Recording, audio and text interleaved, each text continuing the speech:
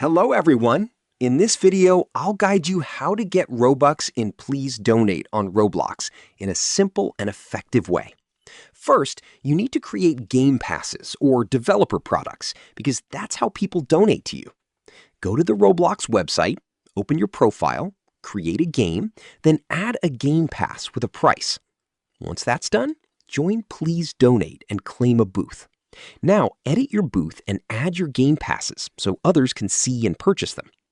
Next, write a clear and friendly message on your stand to attract players. Being active and polite in chat can also increase your chances of getting donations.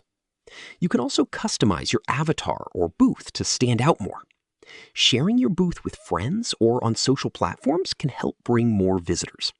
Remember, donations depend on other players, so stay patient and consistent.